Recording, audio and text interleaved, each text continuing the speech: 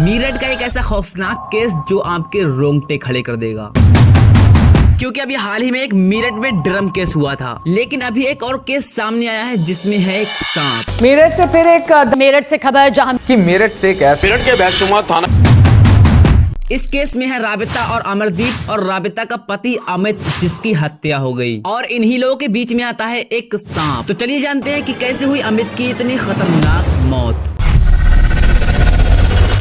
आप जिस इंसान को स्क्रीन पर देख रहे हैं वो है अमित। अमित काम करके घर वापस आता है और खाना खाकर वो सोने चला जाता है, लेकिन उसे ये नहीं पता था कि जिस रात वो सो रहा है वो रात उसके लिए एक आखिरी रात होगी। और फिर जैसे ही सुबह होती है, घर वाले अमित को उठाने जाते हैं तो अमित के पास मिलता है एक सांप, और जब अमित को देखते हैं तो अमित मर चुका था। और जाहिर सी बात है कि अगर कोई इंसान मर चुका है और उसके पास एक सांप बैठा है तो आप यही समझोगे कि सांप के डसने से उसकी मौत हो गई। और बिल्कुल आपकी तरह अमित के घर वालों को भी यही लगा, लेकिन हकीकत ये नहीं थी। अमित की मौत सांप के काटने से नहीं बल्कि गला घोटने से हुई थी, और ये पता लगता है तब जब पोस्टमार्टम हुआ। फिर जैसे ही पुलिस को पता लगता है तो पुलिस पहुंच जाती है सीधा अमित के घर, और यहीं से खुलता है अमित की मौत का राज। क्योंकि अमित की मौत किसी और ने नहीं बल्कि उसकी पत्नी ने की थी एक लड़के के साथ मिलकर, जिसका नाम मैंने आपको शुरू में बताया था, अमरदीप। क्योंकि राबिता और अमरदीप का काफी पहले से ही एक चक्कर चल रहा था,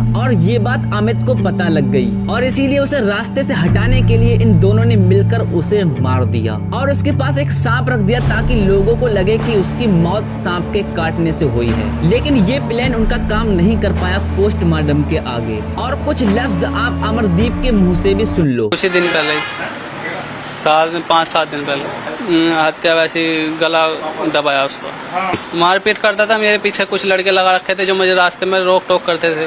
और ये पता लगते ही अमित के घर वाले फांसी की मांग कर रहे हैं, और मेरा भी ये कहना है कि ऐसे लोगों को खतरनाक से खतरनाक सजा मिलनी चाहिए। क्योंकि सोचो क्या बीतती होगी अमित के घर वालों पर। अमित सिर्फ अकेला कमाने वाला था और उसके 3 छोटे बच्चे भी हैं। पिता की मौत हो गई और माँ चली गई जेल। कौन संभालेगा अब इन 3 बच्चों को।